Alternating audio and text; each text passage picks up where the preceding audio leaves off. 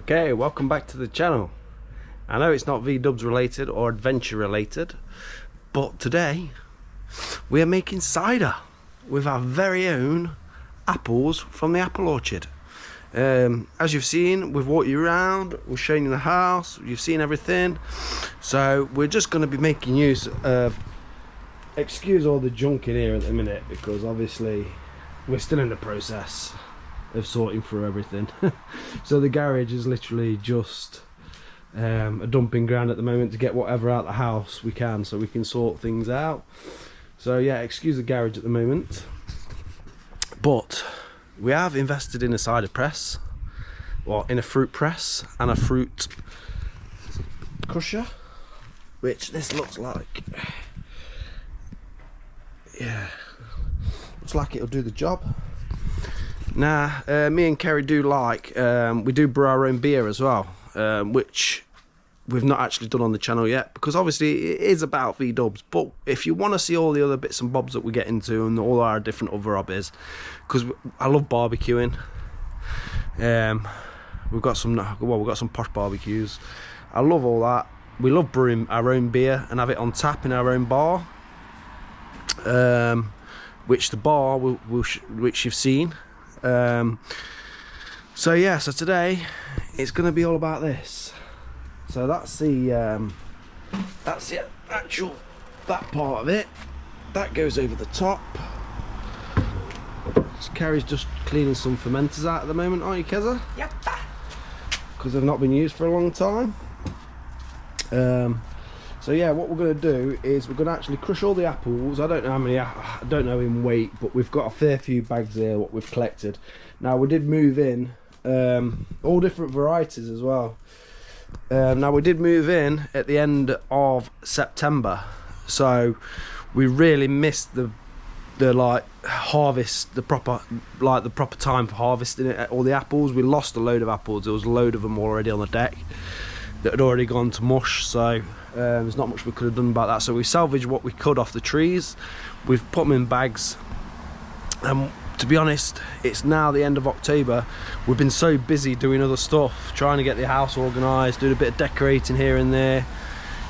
We've just not had time or a weekend free that we could actually get cracking on this cider making. Now hopefully we'll get this done in a couple of hours, and we should have some decent cider in a week or so. So once it's fermented out, now I use tilts, which are these electronic devices here, which will let me know what the gravity is of the cider, so we know what it's going to start at. The gravity, what it does is it reads the amount of sugars in the cider, and then obviously as the yeast eats through that sugar and converts it into alcohol, we get another reading. Or so we basically, once the sugar levels drop down, we know how much alcohol is in the beer. So basically this will just do a gravity reading, so we will know when it's finished fermenting, and then we'll know exactly what percentage the cider is going to be. And this is all you've got an app, so you can do it. We can sit in the house and watch it ferment and see what's going off with all the readings, which I'll show you when we get cracking. We've just got to get these fermenters cleaned, haven't we, baby? Yep. So and who's forgot sanitizer? Yes, I did forget the sanitizer, because I couldn't find my Star San, which I normally use for brewing, because we've got a load of stuff still at the garage that we've got to sort through, so it's probably with all my brewing gear that's there. I did manage to find Kerry's sanitizer that she uses, which is not as good as the Star San, but I found it. But guess what I've done? I did find it at the garage, and I've left it at the garage. So we're just having to make do and hopefully get it as clean and as sanitized as we possibly can, because that's the most important thing. We're making beer or cider, you've got to make sure everything is clean and sanitized before you start, because what you don't want is, you don't want to get any sort of bad bacteria in there, any sort of virus in there, because it will just turn your cider or your beer crap and horrible, and it will taste like flipping vinegar.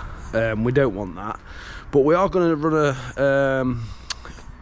a little test, because we've got some yeast for we've got some cider yeast. So what we're going to do is we're going to probably do 2 fermenters, or we'll see how much cider we get, but we're going to do an experiment of having doing it with the yeast, and then we're going to let a little batch, or maybe a half a batch,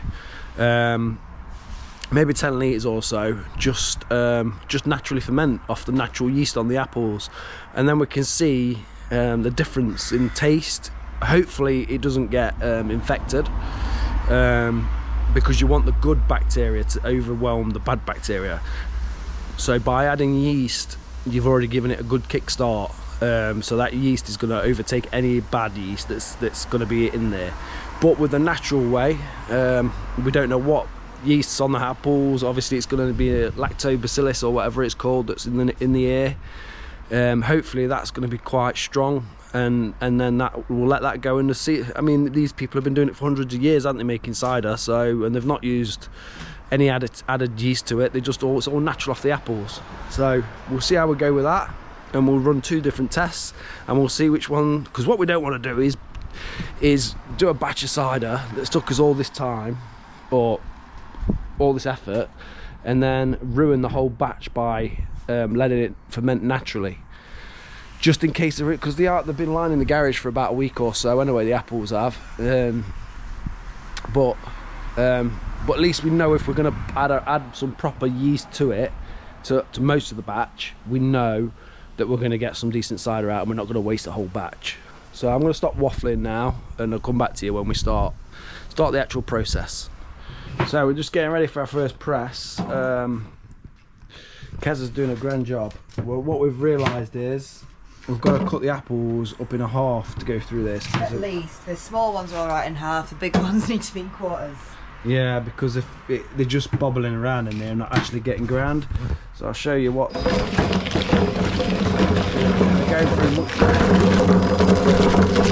going through much better.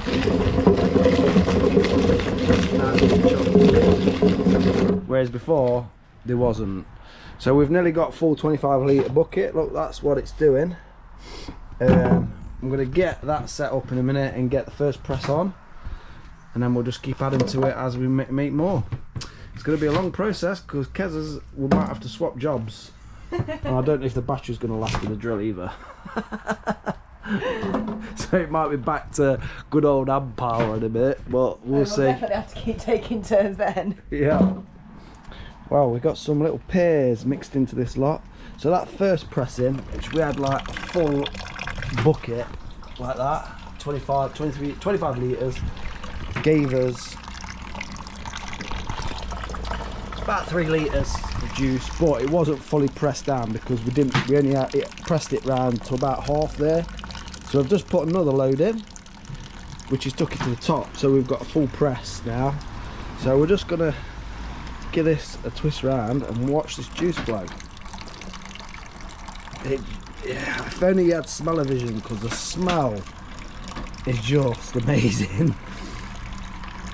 It just smells so fresh. I can't wait to taste it. This cider is going to be awesome, and the thing is, we're never going to replicate this cider because every year it's a bit different because they range different apples that are in there, and pears, and the different quantities. Because look, yeah. Kerry's mixing the bags up, so she's mixing a bit out of each bag, so we're getting different. And even the bags have got all the different ones in, haven't they? So the next batch, the next bucket will be different again, and yeah. So then every single fermenter is going to have that little bit different taste to it. But look at that! Look at the colour of it. It just smells epic. So we're just going to have a taste of this juice. Look at that. Look at the colour. Freshly squeezed orange juice. Not orange juice, apple juice. Apple and pear juice. Apple and pear.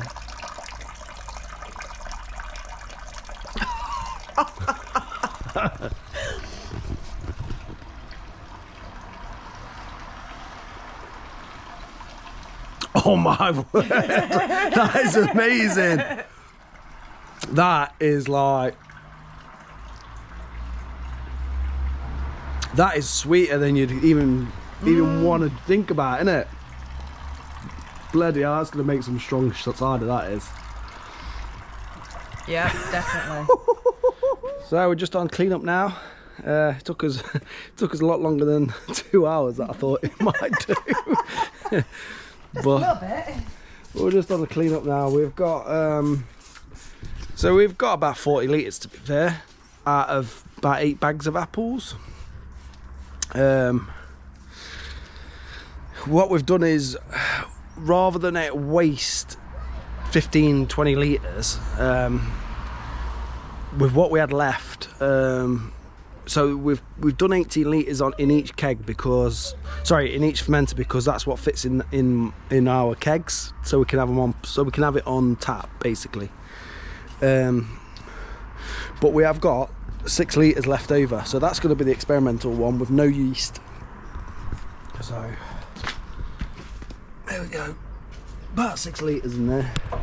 So that's the one we're going to use for the experimental one, and let it ferment on its own and see what happens with that. And worst case scenario, we're going to lose 6 litres of juice instead of 15 to 18. So yeah, we're good, we're happy with that.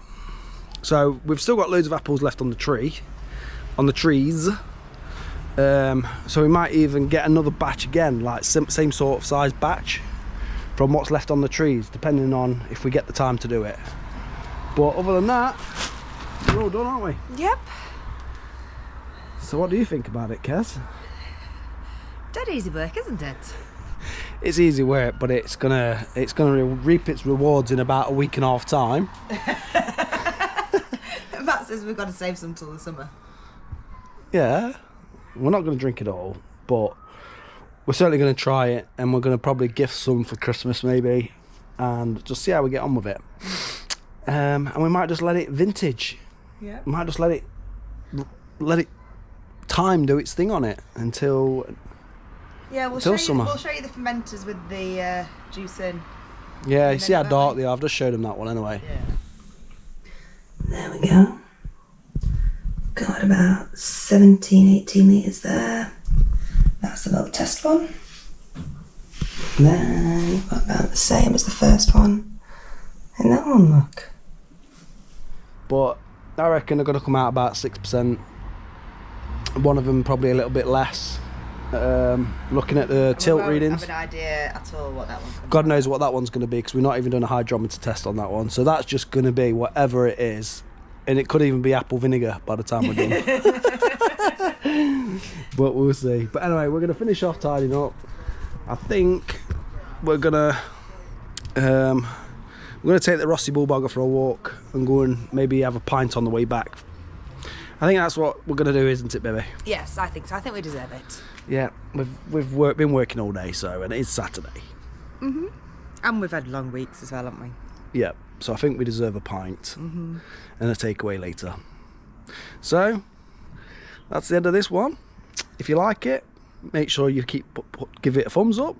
Comment if you want to see more of this sort of stuff, or comment if you just want to see us doing our V-Dubs adventure stuff. If you're not interested in any of this, you can always skip it anyway.